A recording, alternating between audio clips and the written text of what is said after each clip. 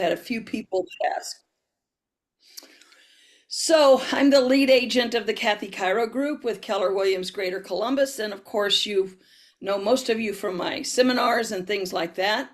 And what we're doing tonight is sort of an extension of the seminars. It's time to have a smaller group and look over a topic that we get a lot of questions about. So tonight we are talking about the new build process, about getting um, deciding you want to buy a home and how does that work? How do you just go to MI Homes? How does that process work? So let me bring up my class here and we'll get going on that. All right, let's see. Can everybody see that? You have to shake your head or something. If you can't see it, go Yep, down in the chat box and say, it's good to Kathy, I go. can't see it. Can you see it, Brandon? Yep, I got it. Okay. So we're going to talk tonight about the new build, how to build a home. First of all, you've got to kind of define, I want to define some terms we use as realtors so that it makes sense to you. There's really three broad categories of building a home. Most of you, when you think of building new, are thinking about what we call production builds. And what that means is that's your major builders, your MI, your Fisher, your Rockford, your Epcon, your DR Horton, Pulte, Trinity Homes, Westport. All of those are what we call production builds. And the reason we call that is because they go in, the builder goes in, buys a huge piece of dirt, puts in the plumbing, puts in the sidewalks, puts in the lots, draws the lots. And as a consumer, you go into the neighborhood, usually you'll visit a model home there. And if you decide to build there, you have a choice of floor plans from which you can build. You have quite a bit of cosmetic choices you can make in those floor plans, but you can't make major changes to the floor plan itself. That's the reason it's called a production build, because what we're doing, it's like a production, an assembly line. The reason the builder can keep the price down, the reason they can build so many in a short amount of time is that your choices are limited. Now, you'll go to their design center and you'll have hundreds of choices of flooring and countertops and granite and all that. So you have a lot of choices. But if you went into the builder, MI, for example, said, hey, I like this model, but could you knock out this wall and make this room bigger and add a loft upstairs? Excuse me. They're going to say no. They're going to say no. Pick another floor plan. We build this floor plan. If you like it, you can then choose how to customize the cosmetics, but we're not going to change much. That's called a production build. Here in Central Ohio, the cost of a production build, which is the least amount of that you can get into in building a new home, runs between 400,000 and $1 million and higher. 400,000 is about the lowest you can get in Central Ohio and build a brand new home. There are some you could prove me wrong with smaller builders, but for the most part, you're looking at 400,000. Now, the next category is custom builds. That would be people like Bob Webb, Deani Homes, Three Pillar Homes, Romanelli and Hughes. They're going to be a higher quality of home, sometimes bigger homes, nicer in terms of exterior and all of that. And you can do pretty much whatever you want to do with those homes. Now, you may or may not already have a parcel of land. All of these builders will build on your land. They also, Bob Webb, for example, Deani, I believe, Romanelli and Hughes, they do have neighborhoods. They have their own neighborhoods. But if you're going to build a custom home, you're likely looking at 800 to as high as you want to go, 3 million or higher for the price of the home. The reason for that, better quality components in the home, usually bigger homes, usually bigger lots. You're going to look at a half acre or bigger. And that customization process is expensive. It's expensive. If you say, I don't want this wall here, I want it taken out, and I want this wall extended, that's not a simple thing. They have to get an architect to draw it, they have to get an engineer to look at it, and then they have to approve it. So the customization process in and of itself is expensive. So that's if you go custom builds. Now, there is a section of builders called on your lot builds. That's what we call them. These builders essentially build an MI home style or Pulte or Trinity. In other words, the quality is production homes, but they build on your lot. Now, the cost of this varies greatly because it depends on the lot you buy.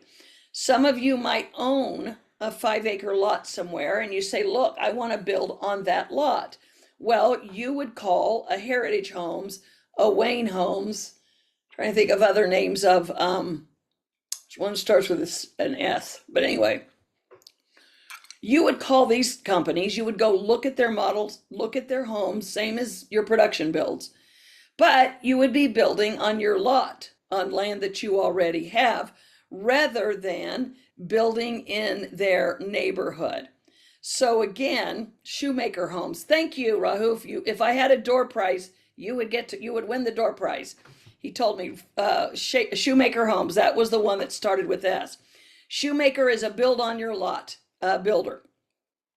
So again, on your lot builders, the cost varies quite a bit, and one of the reasons the cost varies quite a bit is because there's one cost that is an unknown on a build on your lot that is a known in production builds. If you go to build with MI or Pulte or Fisher in their neighborhood, they've already built into the price of the home the cost of putting in the sidewalks and the driveway and the plumbing and the electrical lines and the internet, whatever they're doing. They've already developed the neighborhood. Those are called developed lots. It already has all utilities to it, and you're just putting a home and plugging in.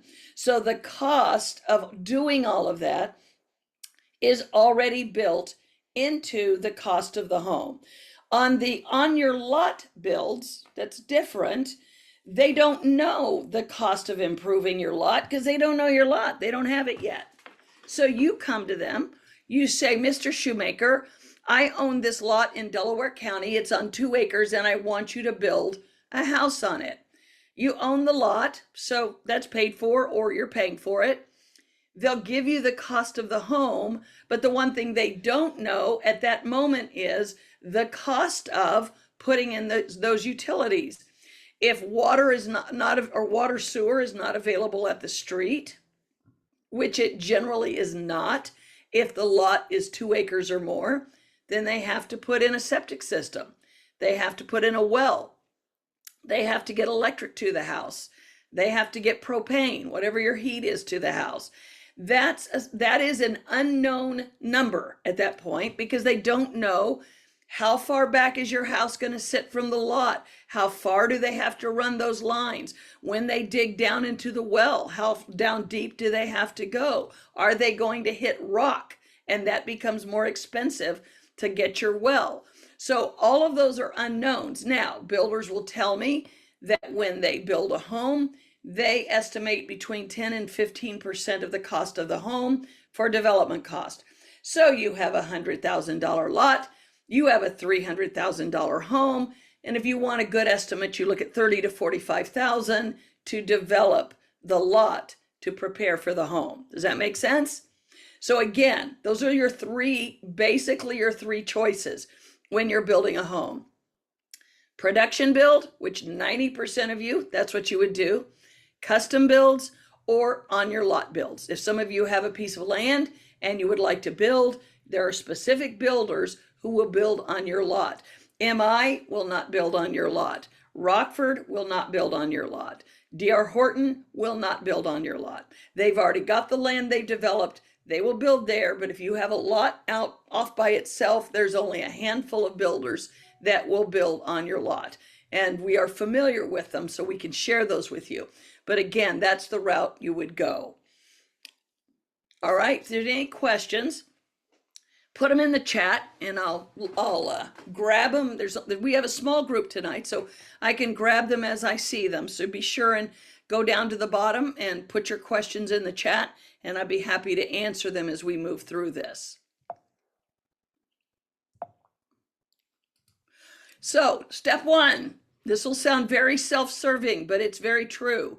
Take your realtor with you when you're going to build a home. A lot of people do not realize that when you build a new home, you are the buyer, the builder is the seller.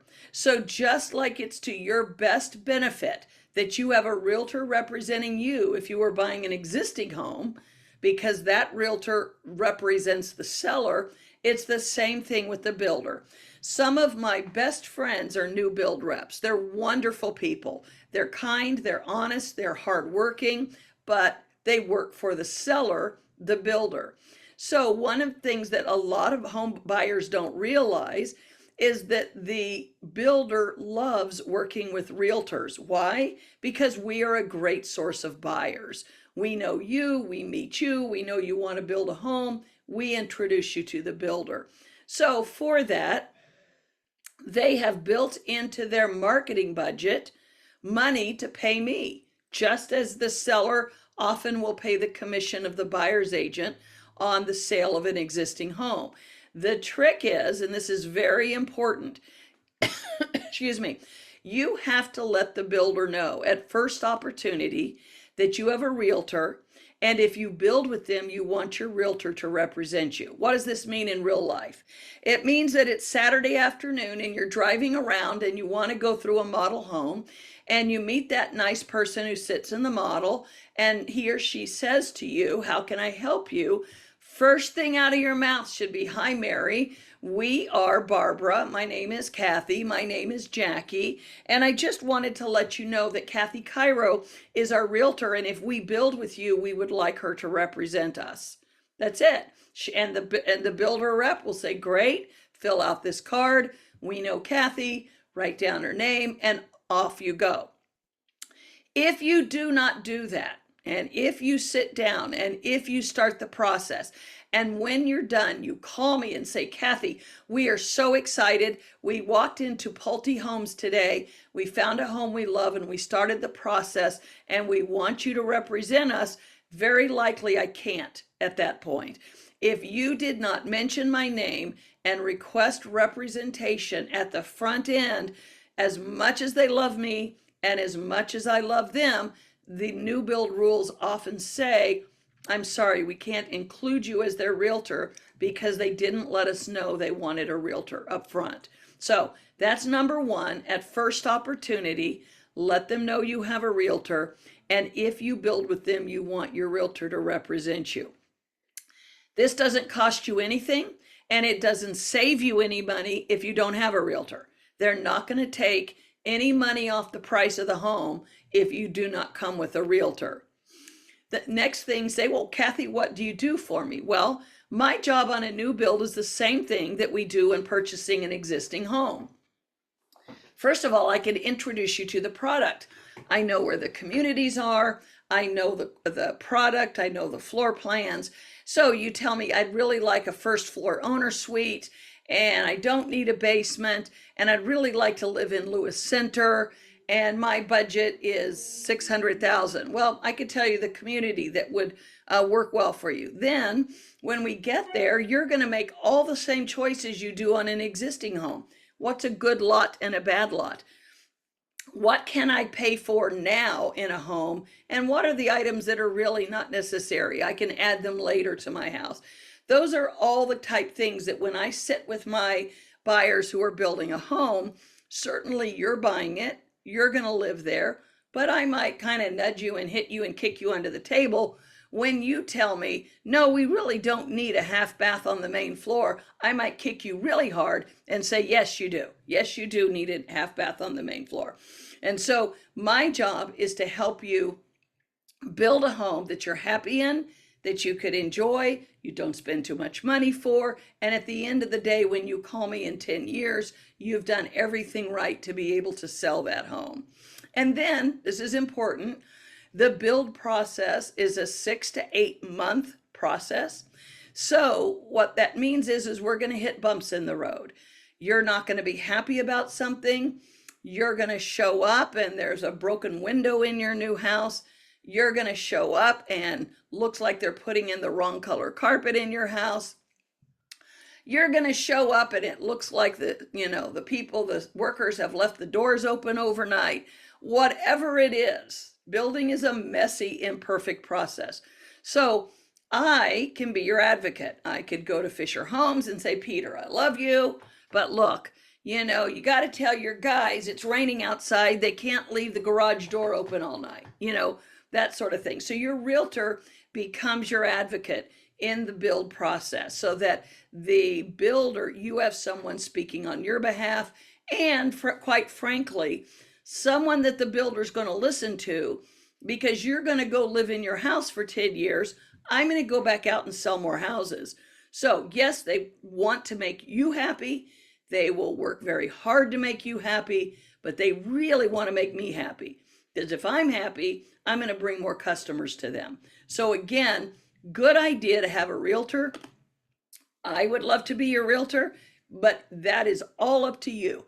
You're the one that has to initiate that conversation to say, excuse me, Kathy Cairo is my realtor. She's not here with me today, but if we do anything, we're going to want her as our representative. And I guarantee you, the person working in the model home will say, that's fine, no problem. Thank you for letting us know that. Here, sign in, fill that out on a card, and then you can start getting the information that you want. All right, any questions about that before we go on? You can unmute yourself or you can put it in chat at any time. This is a casual group, so you can let me know. All right, so the next thing you're going to do is you're going to determine a price point.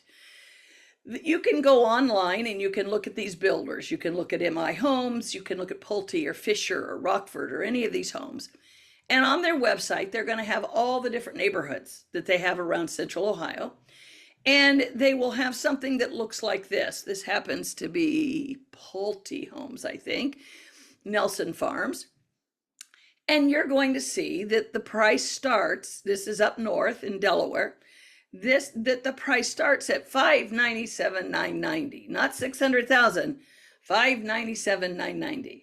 And so what that means is when you look at that, I put on here, you have to really emphasize that starts at that price. That is a base price without even the most minimum of upgrades.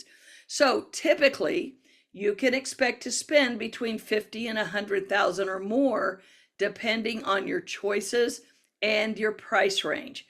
If you're looking at D.R. Horton, it tends to run less expensive for homes. Their base price might be $350,000, but you could easily get in for $400,000. Once you get into the higher priced homes, like the $600,000, $700,000, $800,000 homes, you are most likely easily going to add $75,000 to $100,000 to the home after you sit down and you make all your choices. So before I go further on that, let's talk about financing that home, because this is one thing, this is one ace that the builder has in their deck that they are all playing very heavily right now, that the existing home owner and the existing lender cannot compete with. That is getting a lower interest rate on your house. And I use this house right here as an example. This home is a home in Reynoldsburg. It's on the market for $700,000. If I were going to buy this home today, and if I had 20% down, and I had a mortgage of $560,000, and I had the existing interest rate of 6.25%, my mortgage payment on that home is going to be over $4,100. Now, this homeowner can't do anything about that. They're selling a home on the existing market at the existing rate. But look what builders can do. Builders can lower their interest rate to pretty much anything they want. Now, how do they do that? I mean, what magic wand are they using where when all of us are paying 6.25, they can get 3.99? Well, how do you artificially lower an interest rate? Some of you may have heard the term buying down your rate with points, meaning money. So if I went to Chase and I said, what's my existing rate? And they said 6.25. And I said, Mr. Loan Officer, I want a 5% rate. Can you give that to me? He would say, sure, you give me $30,000. That's called buying the rate down in points, the strange terminology. We can lower your rate to 5%. How does that happen? Well, what I'm doing with that 30,000 is I am prepaying a lot of interest on the home. So they're able to lower the interest rate because I'm giving them 30,000 up front to pay the interest rate that I would normally pay month to month. So what are builders doing? Well, remember, if I own an existing home and I'm trying to sell it, I am limited in pricing by sales of homes in the neighborhood around me, similar sales. We call it a comparable market analysis. So I'm limited. If I'm a builder, my home is worth whatever I say it is. It's whatever it costs to build it. That's what the cost is. So if I have a home that's $700,000 and I don't want the interest rate to be 6.25, I make the price of the home $750. And I'm going to take 50,000 of that and I'm going to buy the rate down. So now my customer can get a $750,000 home with a mortgage payment almost $1,000 less than if they had bought an existing home at 6.25. And why don't people care? They don't care because they buy houses the same way they buy cars. Unless you're paying cash, the price is not as important as the monthly payment. So I don't mind paying $750 for a Fisher home if Fisher is going to give me a 3.99% interest rate, because that lowers my monthly payment by $1,000 a month. See how that works? So again, one of the benefits of building new with a production builder, custom builders often won't do this because they don't build in the volume. The reason large builders can do this is that they are borrowing so much money by so much volume that they have the leverage to go in and lower the rate with their investors. This rate right here, you see right here, it says DHI Mortgage. That's a D.R. Horton's mortgage company. D.R. Horton is one of, if not the largest home builder in the nation. So they go to their investors and they wheel and deal and say, how much does it cost us? How much will it cost us to get a 3.99% interest rate on all the homes we're going to sell in the next 6 months? And the investors want their money. They'll take their 3.99, and so they sell them bulks of money at that lower price. So high finance that I don't get, but the truth is that if you build a home and use their financing, you can often get much lower interest rates than you do on the existing market.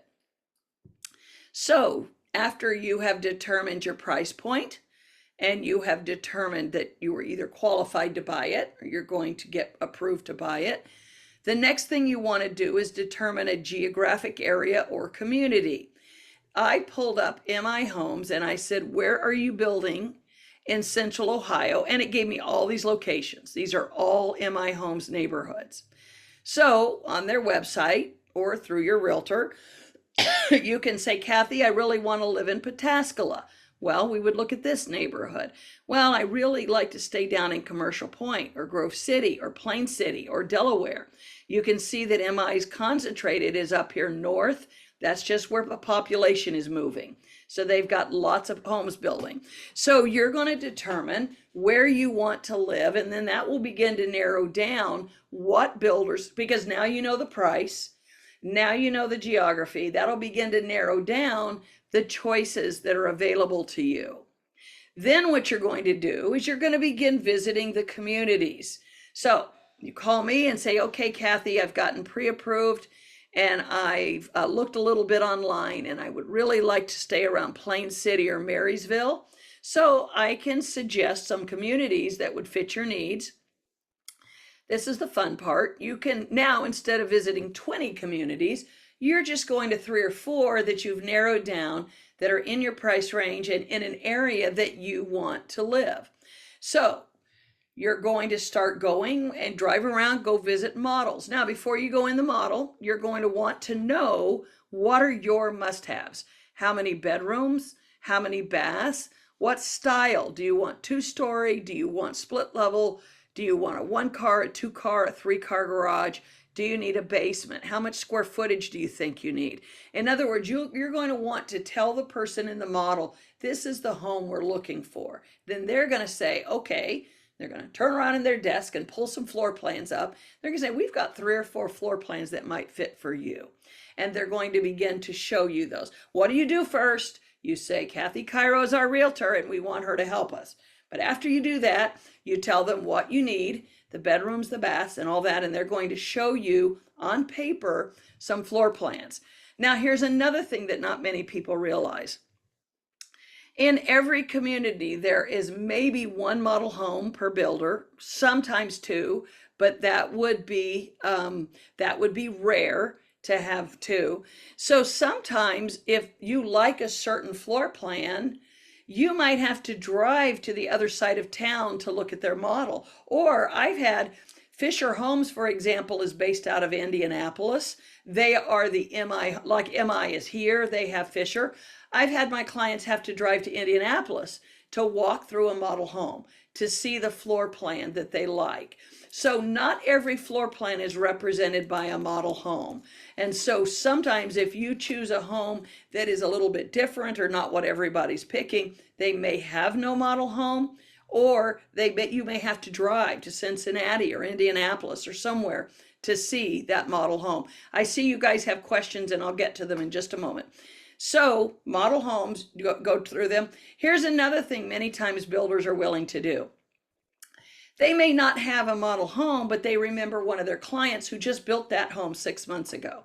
So they'll call up that client and say, look, can you get your home all cleaned up? We have a couple who really likes your floor plan and we would like to walk them through your house. And so sometimes you're walking through someone else's house and the builder gives them a gift card to go out to dinner, while you're doing it. So they do their best to get you into a home that is the model that you like.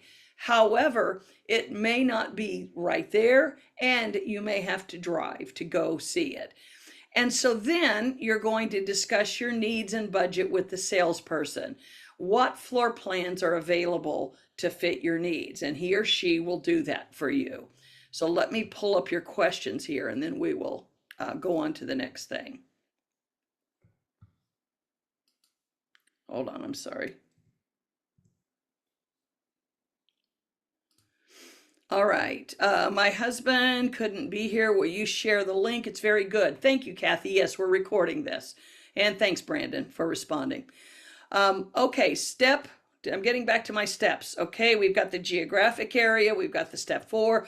Step 5, we want to paper build your home. Now, I think I might be the only one that calls it that. I started calling it that 15 years ago. So they probably have a fancier term.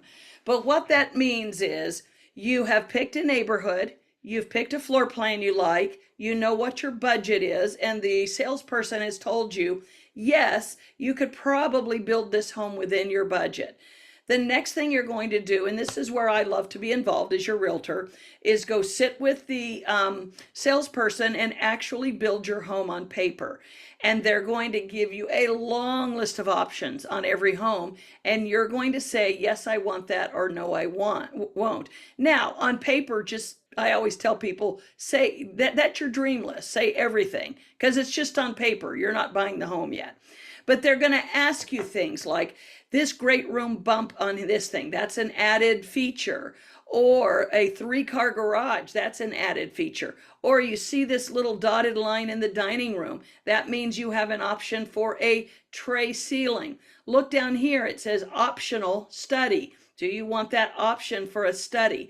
So literally there will be 20, 30 pages of options you can have for your home, and it will give you the line item price of each of those options. So you as a buyer or your spouse or your partner, you're going to look at them and say, okay, if we're building this home, do we want a full basement or a partial basement? Do we need this bump out? Do we want an island in our kitchen? Do we want 2 sinks in the bathroom? Do we want a garden tub or a shower? All of those have prices attached to them. Even your lot will have a price attached to it. It's just dirt, but there's a difference in the cost of dirt if you're on a cul-de-sac or if you're on a busier part of the street. So you're going to go down and line item by line item, you are going to decide what is important to you, and you're going to paper build your home. And then when you're done, you're going to, like a cash register, you're going to see the cost of that home. If you did everything you wanted to do, this is the cost of the home. Then what you're going to do is you're going to say, okay, what's our bottom line? Can we afford all that we just chose, or do we need to go back through that piece of paper and begin taking things off? For example, do we see this white wood around the window? That's called wood casing. That is an option. If you don't choose that, you're just going to have drywall. What about these pendant lights over the island? That's an option. If you don't choose that, you're just going to have can lights. What about the hardware on the cabinets? That's an option. And also this flooring, this hardwood instead of vinyl, that's an option.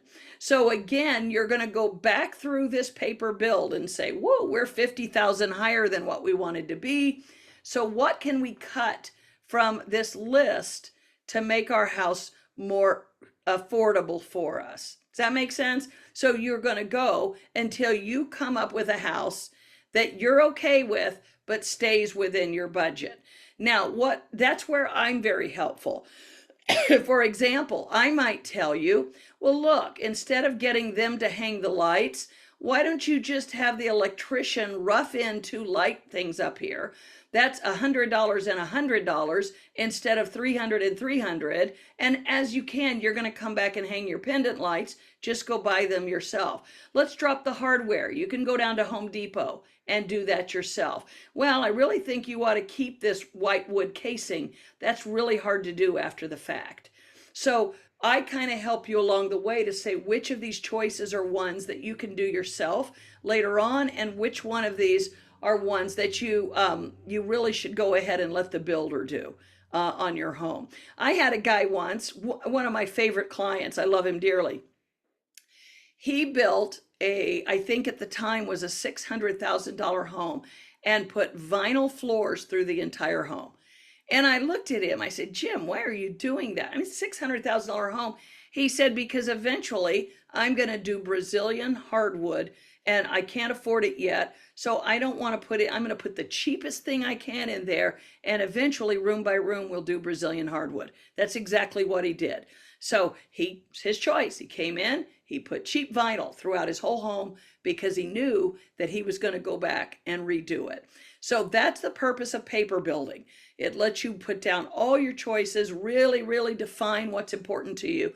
And then you go back and you remove the items off the list that make the home too expensive. It may be fine. You might look at that bottom line and say, we're thrilled. We're getting everything we want, and we're still within our budget of what we want to spend.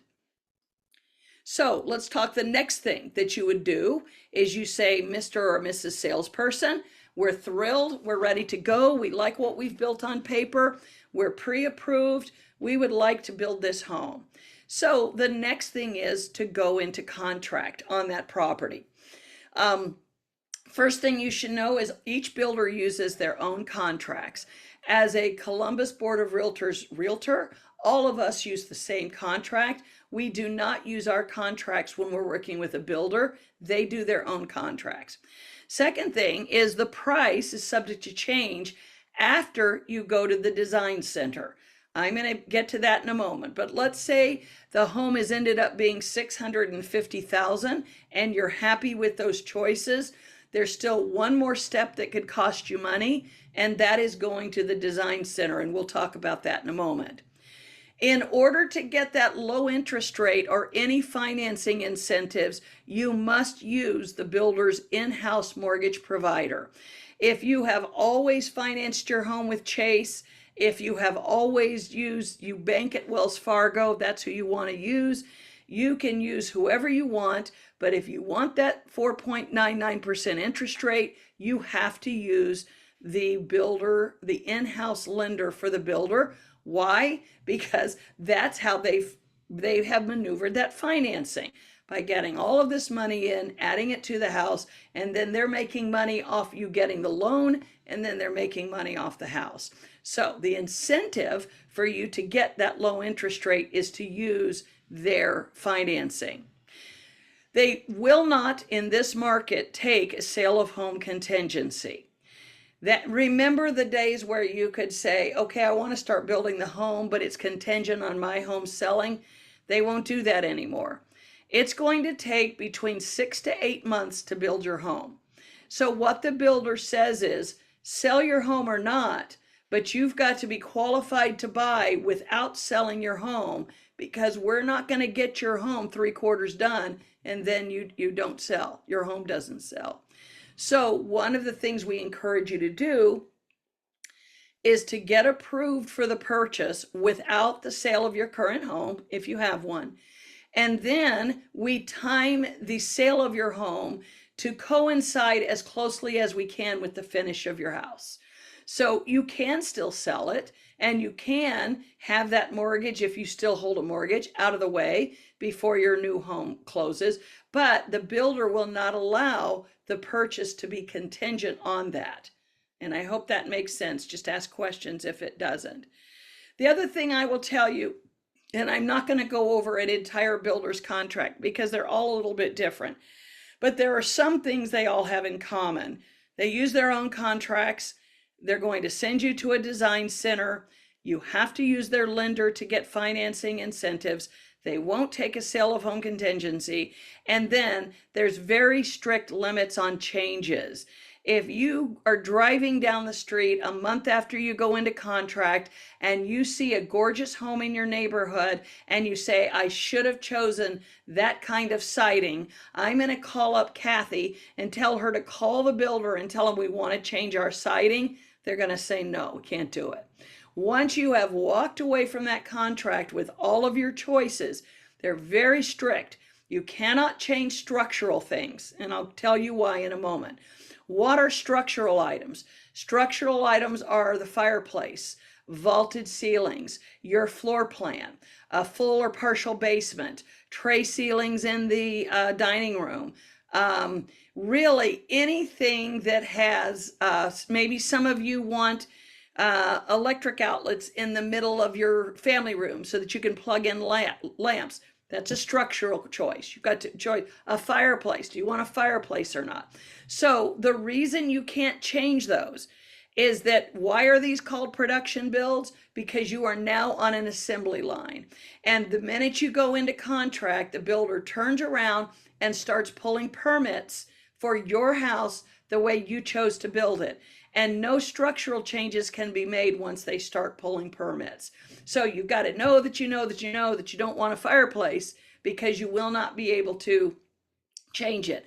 You've got to look hard at those 7 different shades of blue they give you for the outside of your house, because once you choose it, you can't change it.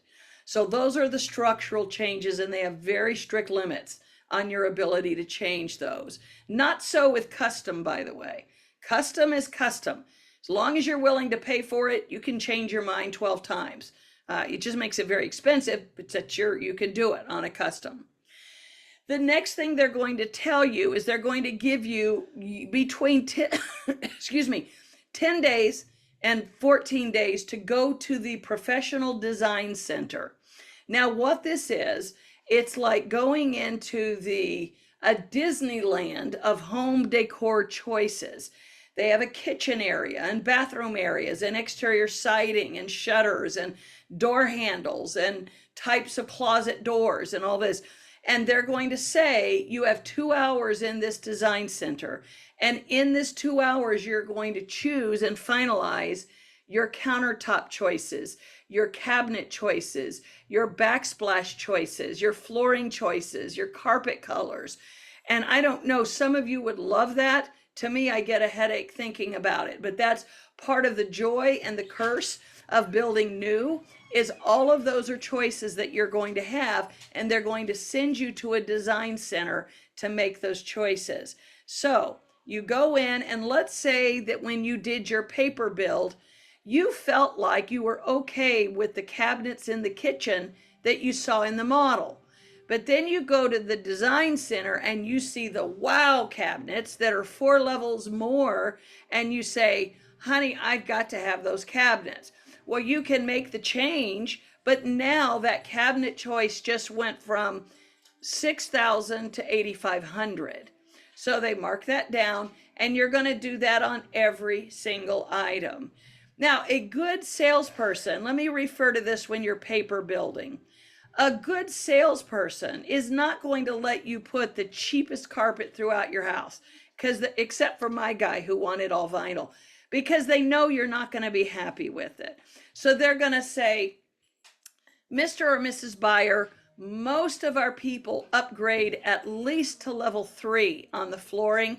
So why don't we go ahead and put in level 3 on your paper build, so that when you get to the design center, you're probably going to be happy with whatever's there and you won't need to upgrade.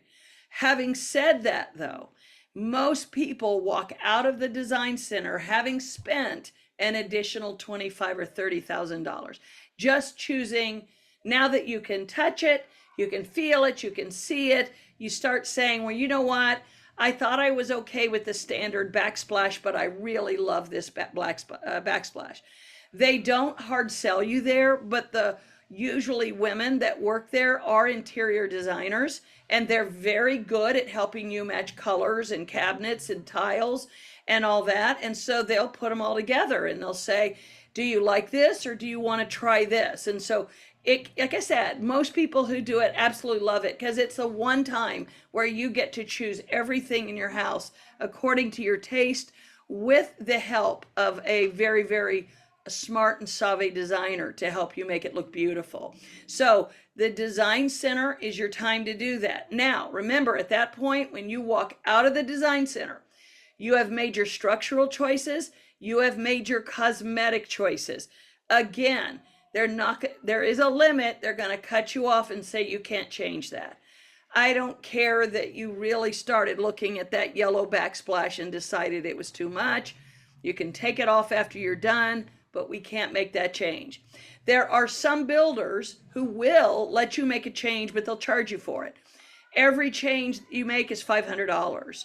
Now, and even those builders will cut you off at a certain point and say, sorry, the stuff is ordered, it's on pallets, it's on its way here, we can't change that anymore. So some things some people do is they will go in early into the design center just on a Saturday or when they're free, make an appointment, go in and start looking when there's no pressure, and then come back at their appointment with a better idea of what they're going to have to choose when they get there. Now, the next thing you're going to do when you go into contract is the builder's going to require a deposit on your home. That can be as little as $5,000. However, if you're building with a Fisher, a Pulte, an MI, if your home is going to be in the $600,000, $700,000, $800,000 range, Epcon, for example, they're going to want 10% down. So if you're building a $700,000 home, the deposit is $70,000, and it is generally non-refundable. Once you've paid that money, come hell or high water, you're going to build it by that home, or the builder has the right to keep your money. The only time, and builders don't want to do that. They don't want to take your money, but it costs them money to start on your home. And so if you cut bait and run halfway through, they've spent a lot of money and you're not likely to get it back. Now, when have I seen builders give money back? Because they do. They're good people and they don't want to take your money unfairly. I've seen builders give the money back when something the buyer was told was not correct. Perhaps the lot was not as big as they were told. Perhaps they were not told there was going to be a big manhole cover in their lot. They were not told that the vinyl siding that they wanted is no longer available. I just had a buyer get out of a builder contract because they felt like the salesperson assured them that they would not have any higher charges at the design center, and when they went to the design center it was considerably more. So the builder said, okay, we don't want you to buy a home you don't want. We'll let you out. I don't know that happened. So again, I was not at that meeting when they did, but a builder wanted to be fair. That's where also, by the way, your realtor comes in. If there's any gray area at all, they're going to fall on your side because they want to keep me happy. I've had people who began building a home and a spouse died. I had one woman whose daughter, 6 to 8 months to build a home is a long time. A lot of life happens. I had one woman whose daughter was diagnosed with cancer and she needed to move to Cleveland to be near the Cleveland Clinic. The builder tore up the contract, gave her money and said, we're sorry, go, we're not going to hold that for you.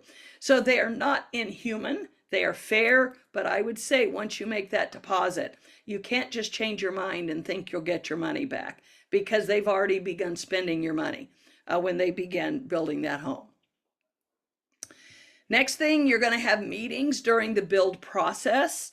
Your first meeting, as I said, is going to be at the design center. The next meeting is what we call a builder process orientation meeting.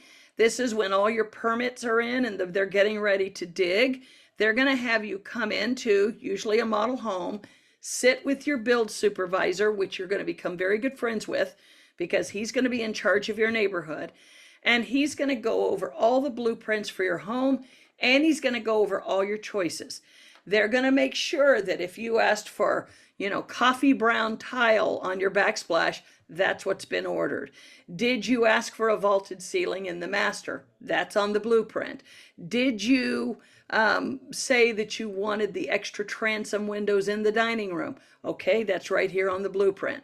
So they're going to go over it with you to make sure everything you said you wanted is what they're building, and they're going to talk to you about process and timing and rules and things like that.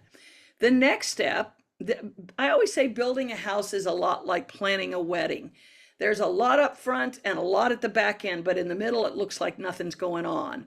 So after you have that orientation meeting, most builders have an electronic contact. You usually, some builders even give you an app where you can check on the progress of your home, or you will get weekly updates from your build supervisor as to what's happening, so you know when the foundation is being dug, when the framing is going up, all of that. The next time you're going to meet with me and your build rep is the pre-drywall inspection.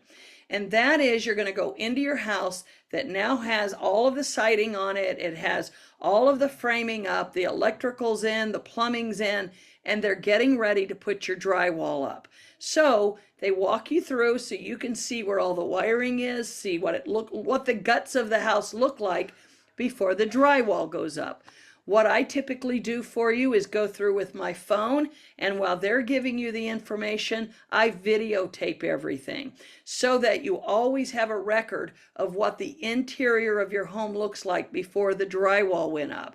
So if you are thinking, gosh, is there a stud there? Is there wiring there? Can we hang a TV bracket there? You can go back and look at the video and see what's behind that part on your wall. So that's a pre-drywall inspection. The next time, you're going to have a pre-close punch-out walkthrough. That's usually about 10 to 14 days before closing. Your home should be 99% done. We're going to take 2 hours and walk through your gorgeous new home. The build supervisor is going to acquaint you on how everything works, how your stove works, how your refrigerator works, how the furnace and air works.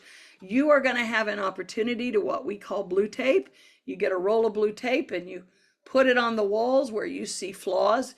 If a door doesn't swing right, whatever you want, this is your chance to be picky.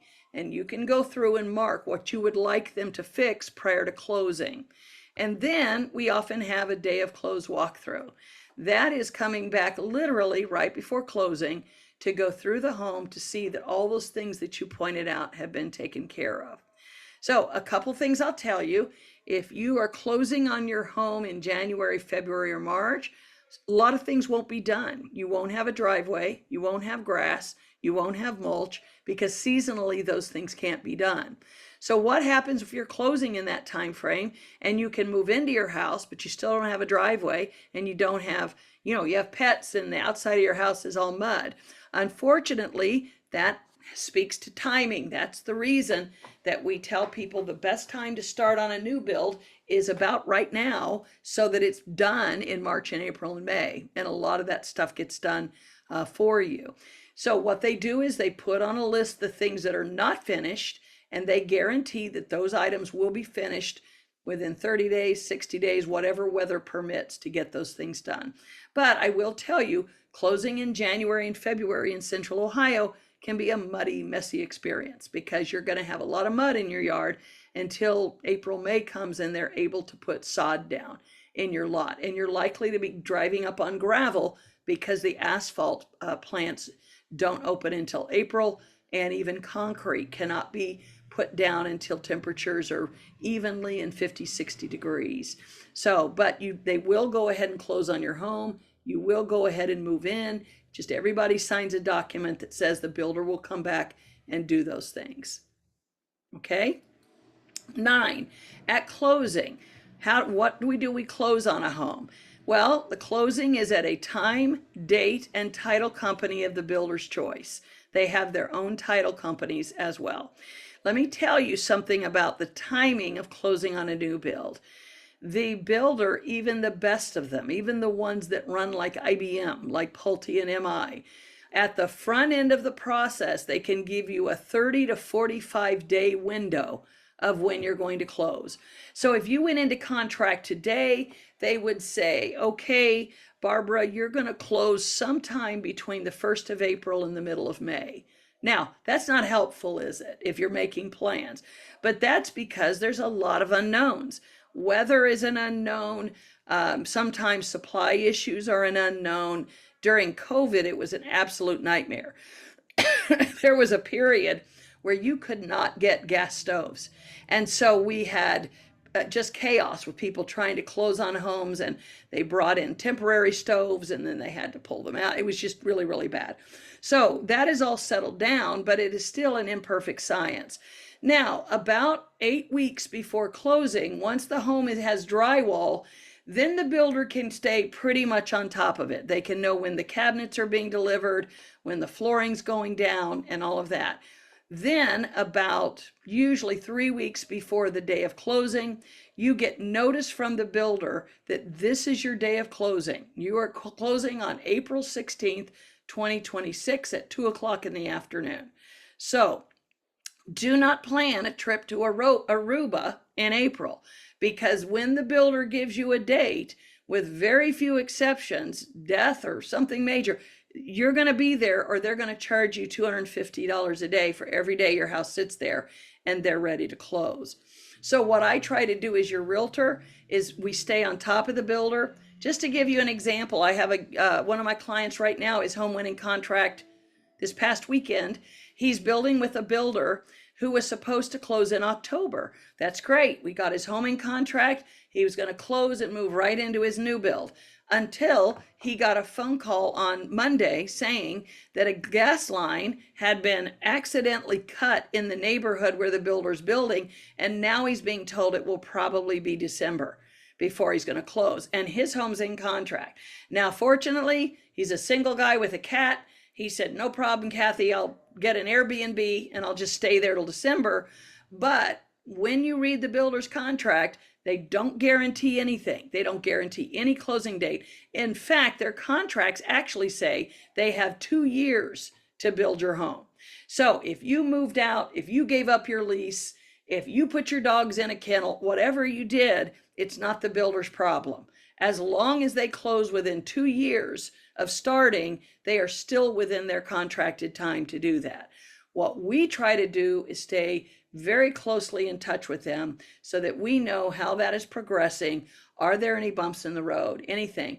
Ideally, and I know not all of you can do this, but ideally, you would want to be able to close without selling your home. Therefore, there's really no timing issue. You just wait till your new home is done and then you turn around and sell your old home.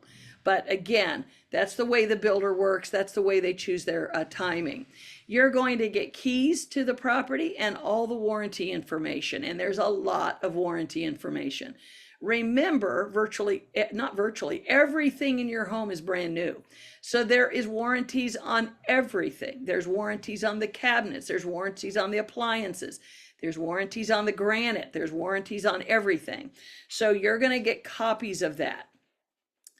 And the builder themselves have a warranty. Most builders do a 90-day walkthrough. They get you moved in, you live there 3 months. They're going to call you and say, okay, you've lived in here a little while. Any quirks, any squeaks, anything we need to fix, they come back in and do that. And then they have between 10 months and a year walkthrough where they're going to come back for the last time and say, okay, before we walk away from this home, you've now lived here a year. What doesn't work? What can we fix? So they want to make sure that your house is everything you paid for and everything they did was in good shape a year later. And then they walk away, and then they still have at minimum, they have a BIA, a Builder Industry of America warranty of 10 years on the structure itself. And then you still have all the manufacturer's warranties, 5 years on the windows, 20 years on the roof, 5 years on your furnace and air, and they give you all the vendors so you know who to call if you have problems with that. So again, one of the great benefits of building new is you have virtually no maintenance for probably 10 years on your home. So, and for some of us, that could be the rest of our lives. We have no maintenance on the home. So again, that's one of the reason people build new is that they're just tired of fixing and improving and, having to upgrade. All right. So I'm going to wrap up here and see if any of you have questions. One thing I would like you to do, if you have interest in building, if you say, yeah, Kathy, this has really piqued my interest, I would like to talk to you about helping me find a location and a builder. Contact Brandon. You can chat to him here online here, or call him or send him an email. He'll get all the information from you as to where you'd like to build, what you think your price range is, and then we will begin helping you set up some appointments with builders that fit that. And I'd love to do that. The build process can be a lot of fun, and you end up with a really pretty, beautiful home. So again, now next, any questions you guys have? Anything we can help you with after all of this?